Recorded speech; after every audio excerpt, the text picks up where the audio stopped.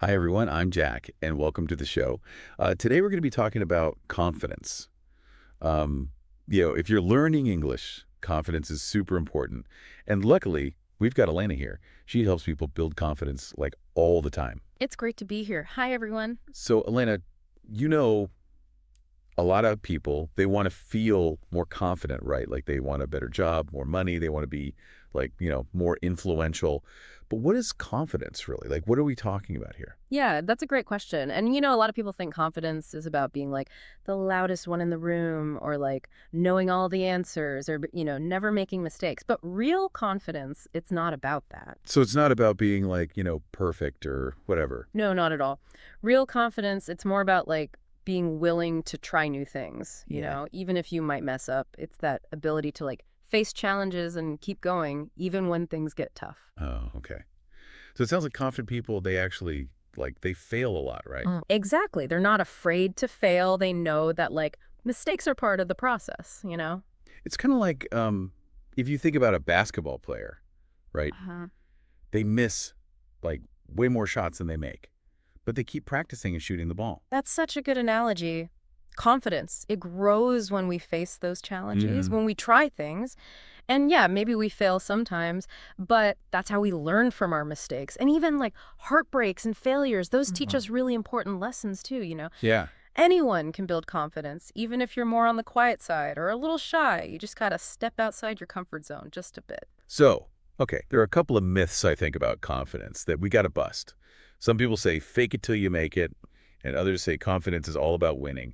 What do you think about those? Yeah, those are big ones. Let's Okay. start with fake it till you make it. Pretending to be someone you're not, that can actually make you feel more self-conscious. Right. Real confidence comes from like knowing what you're capable of. It comes from evidence. So instead of faking it, we should be looking for, like, proof that we can actually do these things. Exactly. Now, the idea that confidence is only about winning, that's another myth. Confidence actually grows the most when we go through those tough times. Oh, really? Yeah, when we overcome obstacles, we learn that we're stronger than we thought we were. Right. But if we like try to avoid challenges all the time, we'll never build that true confidence. It's kind of like lifting weights. If you always lift the same weight, you're not going to get stronger. You gotta challenge yourself, lift heavier weights. I love that. Such a good analogy. So now I want to share 5 tools you can use to build confidence. Okay, awesome. The first tool is called the 5-second rule. 5-second rule. That sounds pretty simple. It is simple, but it's surprisingly powerful. Have you ever noticed, like, you have a good idea, but then you hesitate? You start doubting yourself, right? Maybe you think, I can't do that, or what if I fail? Oh, yeah, all the time. The 5-second rule, this helps you break that cycle of doubt. When you have an idea or you want to do something, you just count down from 5. 5, 4, 3, 2, 1. Okay. This like interrupts those negative thoughts and it helps you take action. And there's actually research, like scientific research, that shows this can actually change how your brain works. It helps you be more decisive. Wow, so just counting down from 5 can actually help you feel more confident. It really can. That's amazing. What's the next tool? Okay, the next tool is creating an alter ego. An alter ego. You mean like a superhero? Yeah, kind of. An alter ego is like a different version of yourself, Yeah. like a character you create, someone who is super confident and brave. Okay. And when you need a boost of confidence, you can just imagine yourself as that alter ego. Oh, that's cool. It's a fun way to try new things without feeling so scared. If you're worried about speaking English, maybe pretend to be like a famous English actor or singer. So it's like you're putting on this mask Yeah. and it helps you feel more confident. Okay, I like that. What's the third tool? Tool number 3 is all about the power of preparation. Okay. When you prepare for something, you just naturally feel more confident. Like, think about taking a test. If you study hard, you feel calmer, right? More Mhm. prepared. But if you don't study, you probably feel all anxious and stressed. Yeah, I definitely feel more confident when I'm, like, prepared for something. I remember one time I had to give a presentation Hmm. in English, and I was so nervous. Oh, I bet. But I practiced it so many times, and by the time I actually had to give it, I felt much more, like, calm and confident.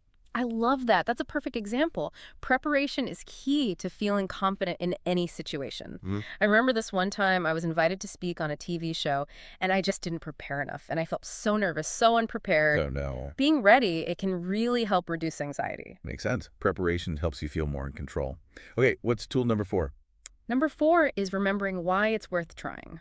Every experience we have, good or bad, it teaches us something. Even our failures, Yeah. those can be valuable lessons.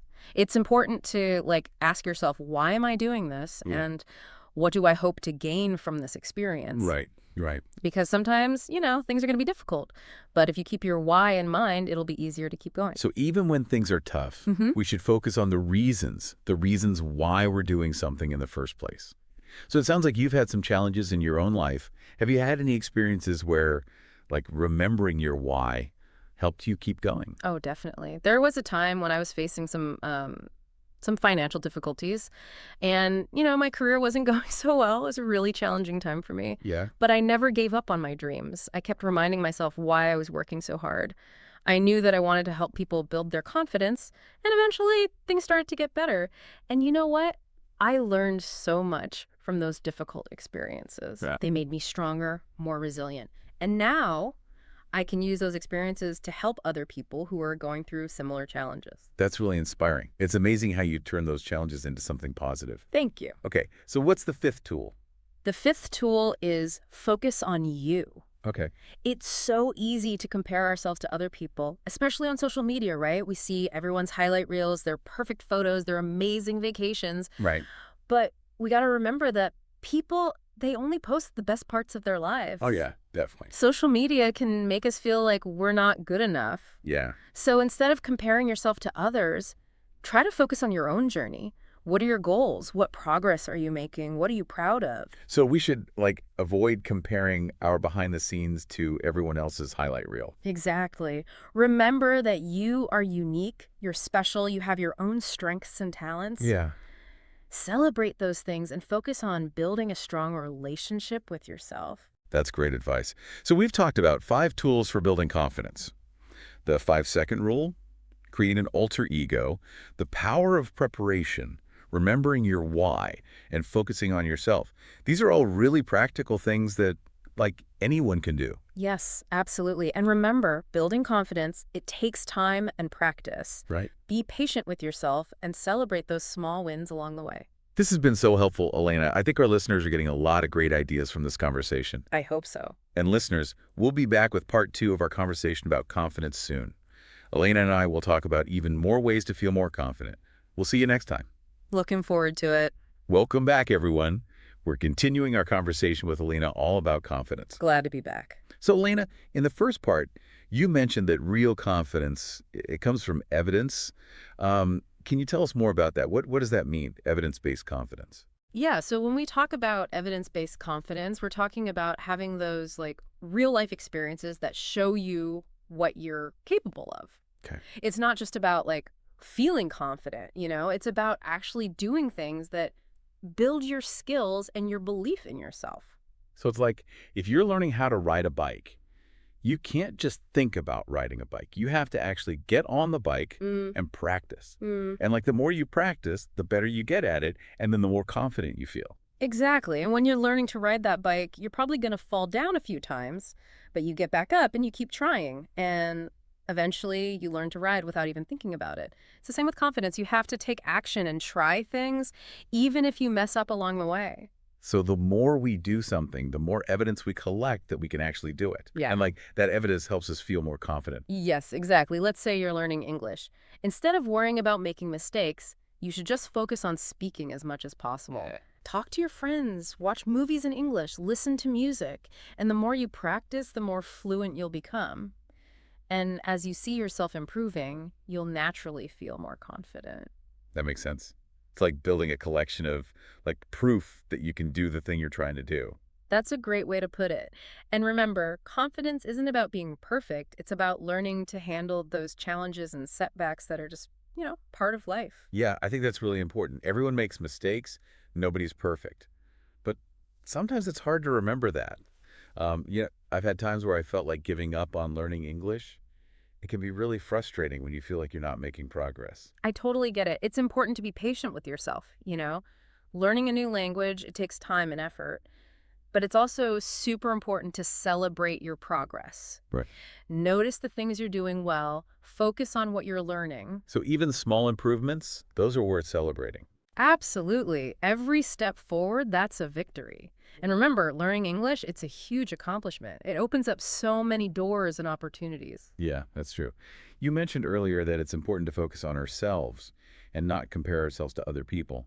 But in today's world, with social media and everything, it's so easy to get caught up in those comparisons. Everyone seems to be like living these perfect lives. It's true. Social media can definitely make us feel inadequate, but it's important to remember that what you see on social media, it's not the whole story. It's just a highlight reel. Right.